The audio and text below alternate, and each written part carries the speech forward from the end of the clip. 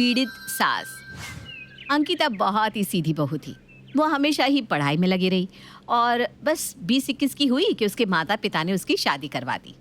वो अपनी सास नीलिमा को अपनी माँ ही मानती थी। सारा दिन बस उनसे बातें करते रहना और उनका ख्याल रखना। चाय बना लो अंकिता, शाम हो गई। अरे आप सिर्फ चाय थोड़ी ना पियेंगी, मैंने पकोड़े भी बना कर रखे हैं, अभी लाती हूँ।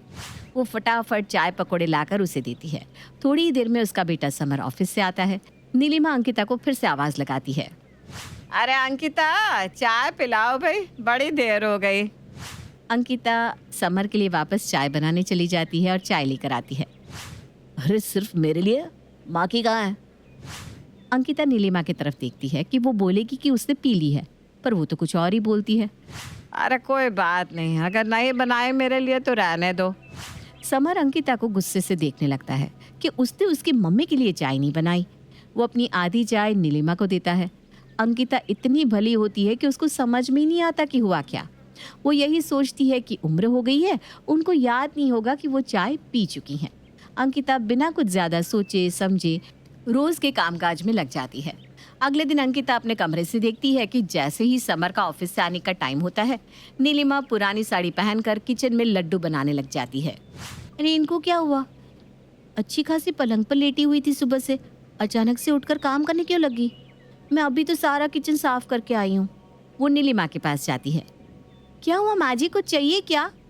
अरे कुछ चाहिए नहीं, सोचा लड्डू बना लूं। पर अचानक से, अभी तो आप लेटी हुई थी। हाँ बस ऐसे ही। अंदर ही अंदर नीलिमा जानती थी कि वो अपने बेटे को ये दिखाना चाहती थी कि उसकी माँ सारा दिन काम में लगी रहती है। होता भी वही है। थोड़ी देर में समर आ जाता है। वो अपनी मम्मी को काम करते देखता है और सीधा अंकिता के पास जाता है, जो फोन लेकर बैठी थी। उसे अपनी सास की चालाकी कुछ समझ में नहीं आ रही थी। अंकिता, चाय बना दो। अरे रहने देना बेटा, उससे मत बोला, वो सो रही होगी, मैं ही बना देती हूँ। बस लड्डू भी बनने ही वाले हैं। ये देखकर समर का पारा चढ़ जाता है। यहाँ मेरी मम्मी काम कर रही है और तुम यहाँ फोन में लगी हो। अंकिता बिल्कुल समझ नहीं पाती कि अचानक से क्या हो गया। वो अभी तो सारा काम करके अंदर आई थी और सास तो लेटी हुई थी। एक दिन की बात है, वो अपनी सहेली से बात कर रही होती है। तभी बातों बातों में वो पूरा वाकया अपनी सहेली को बताती है। उसकी सहेली कहती है कि देख, तेरी सास नीलिमा बहुत चालाक है और वो जानबूझकर अपने बेटे के सामने काम करने लग जाती है।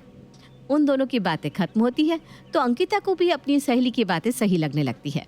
वो सोचती है कि अपनी सास को एक बार परखना तो पड़ेगा ही। वो सारा दिन काम में लगी रहती है, बहुत सारा सामान नाश्ता बनाती है, घर की बहुत अच्छे से साफ सफाई करती है। बस समर के आने से पहले कमरे में चली जाती है और नीलिमा जो सुबह से लेटी हुई थी, बाथरूम में जाकर धुले हुए कपड़े फिर से धोने बैठ जाती है और रसोई में बड़ी सी कढ़ाई चढ़ा देती है। अंकिता भी उससे ज्यादा बड़े कपड़ों का ढेर लेकर बैठ जाती है। समर आता है, दोनों को देखता है और किसी को कुछ नहीं कहता। नीलिमा अंकिता को घूरने लगती है और सब काम छोड़कर वापस सोने चली जाती है। पर अब अंकिता को नीलिमा का गेम समझ में आ चुका था। एक दिन समर ऑफिस से जल्दी घर आया तो देखता है कि उसकी माँ तो आराम से सो रही है और अंकिता किचन में लगी हुई है। वो अपने लिए चाय बनाने को बोलता है और कमरे में चला जाता है। नीलिमा को पता ही नहीं था कि समर घर आ चुका है। जैसे ही रोज का समर का ऑफिस से आने का टाइम होता है, वो फौरन रसोई में घुस जाती है और स्लैब साफ करने लगती है। इस बार समर देख लेता है। एक दिन नीलिमा की कुछ सहेलियां घर आती है। अरे मेरा क्या है, जो बहू दे देती है मैं खा लेती हूँ, मेरे कोई नखरे नहीं है भाई। अंकिता थोड़ी थोड़ी देर में कुछ बनाकर लाती रहती है। अरे मम्मी जी, आपने ये परसों बनवाया था ना, ये बोलकर कि मेरे हाथ का अच्छा लगता है, ये लीजिए मैंने सबके लिए बना दिया। तुम तो कह रही थी कि तुम कुछ ज्यादा खाती नहीं हो, फिर तुम्हारी बहू नई नई डिशेस किसके लिए बनाती है? अरे उसको शौक है, अब बना बना खाना फेंक नहीं सकते ना, तो खा लेती हूँ। ये कहकर वो दोनों हाथों में पकोड़े भरकर खाने लगती है।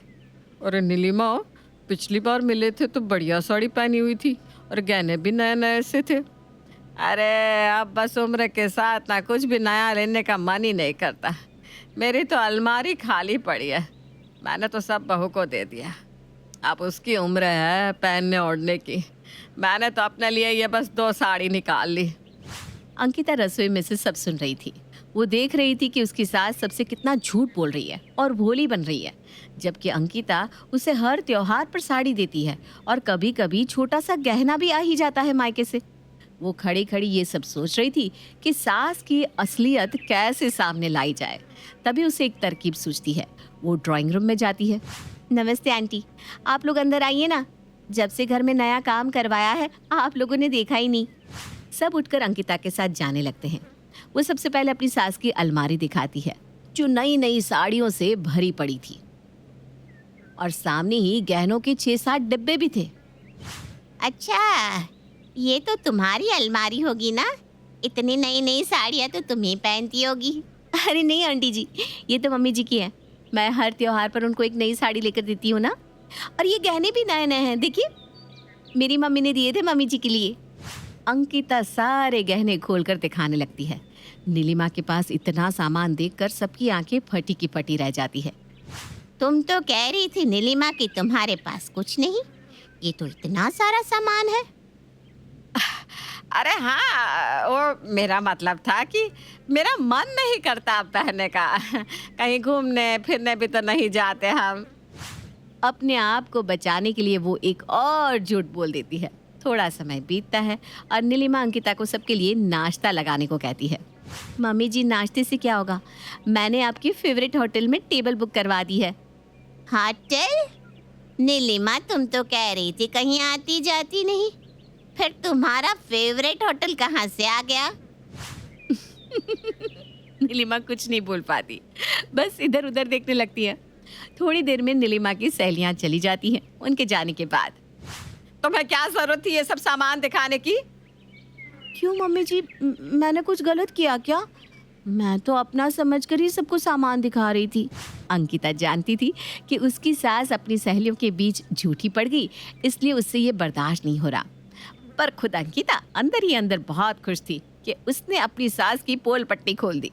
बस अब उसे अपने पति समर को ये एहसास दिलवाना है कि उसकी मम्मी उसके सामने काम करने और भूखे रहने का नाटक करती है। एक दिन समर के ऑफिस जाते ही वो नीलिमा को एक के बाद एक नाश्ता बनाकर देती है। अरे बहू, आज तो कमाल ही कर दिया तुमने। कितना खिलाओगी? अरे खाइए मम्मी जी, खाइए खाइए। अच्छा, ये झूठी प्लेट्स तो ले जाओ। हाँ अभी ले जाऊंगी, आप वहीं सोफे के नीचे रख दीजिए ना। नीलिमा सोफे के नीचे ही प्लेट्स सरका देती है और पैर पसार के टीवी देखने लगती है। जैसे ही समर के आने का समय होता है वो बैठ जाती है। अरे अंकिता, चाय तो लाना। सुन बेटा, मेरे लिए भी लाने को बोल देना। क्यों माँ, अपने सुबह से कुछ खाया नहीं? नीलिमा ऐसा रोने जैसा मुंह बना लेती है जैसे कि बहुत भूखी हो। समर अंकिता पर चिल्लाने ही वाला था कि तभी अंकिता समर और नीलिमा के लिए चाय लेकर आती है। हाँ माँ जी, आप वो आपके झूठे बर्तन उठाने के लिए कह रही थी ना, जो नाश्ता आप सुबह से कर रही हैं। रोज तो रख देती हूँ, आज पता नहीं कैसे ध्यान ही नहीं रहा। वो सोफे के नीचे से 6-7 प्लेट्स उठाती है तो समर की आंखें फट जाती है। आज तो 1-2 चीजें कम ही बनी माँ जी, नहीं रोज तो छोटी मोटी 8-9 तरीके की चीजें हो ही जाती है ना सुबह से।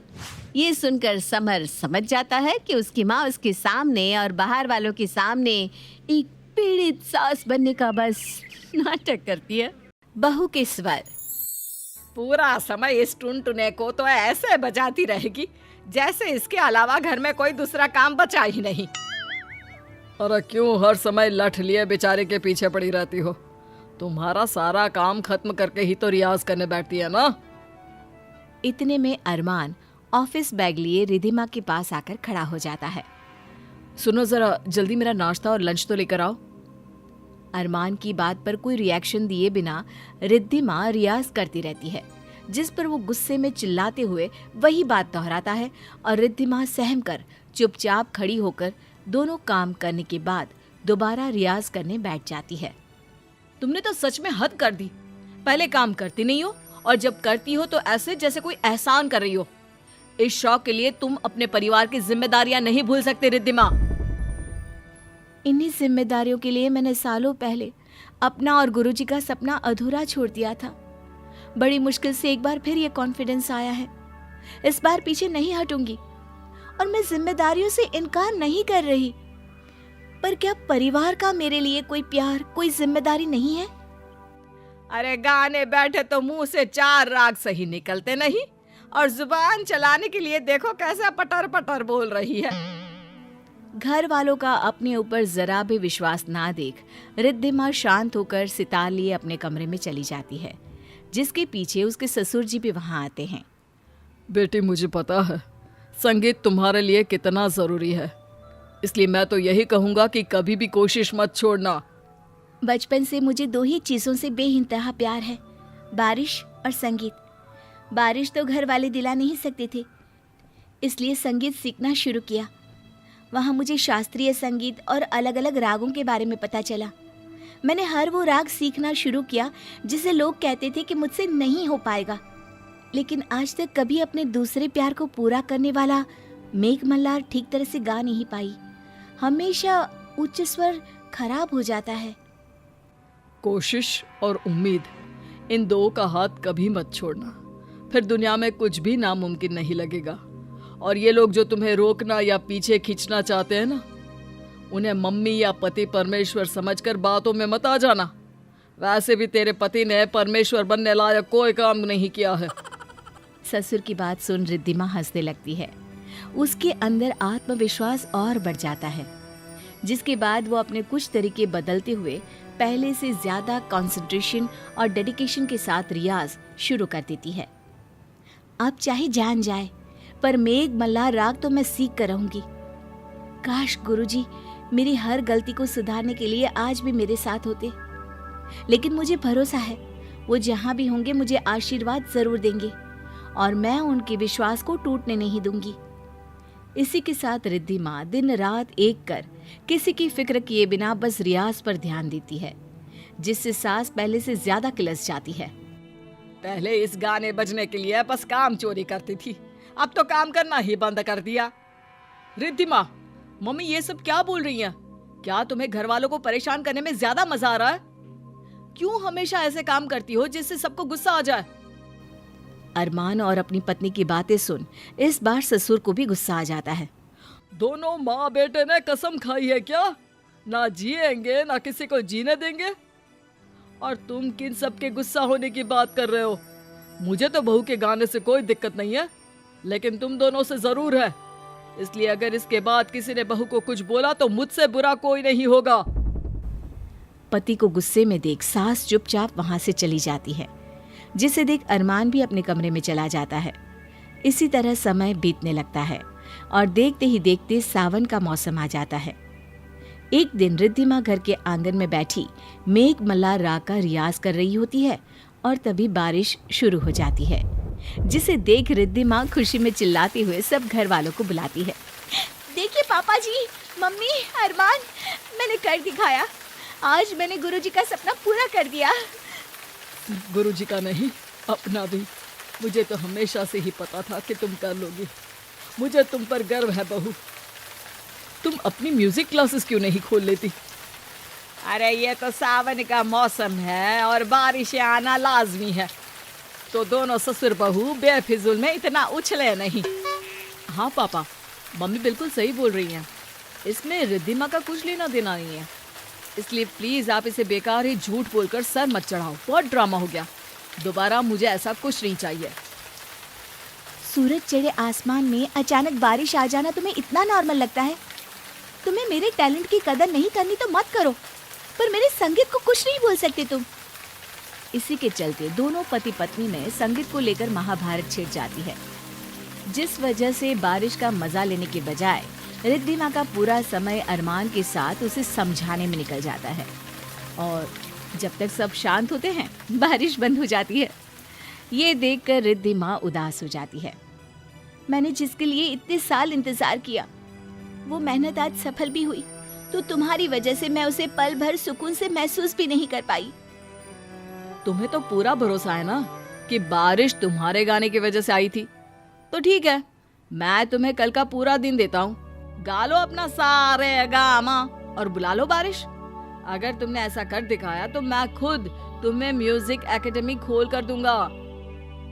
अपने आप को सबके सामने साबित करने का मौका देख रिद्धिमा उसे तुरंत मंजूर कर लेती है और अगली सुबह दिन चढ़ते ही सब आंगन में आकर बैठ जाते हैं, जहां रिद्धिमा सितार लिए गाना और संगीत शुरू करती है।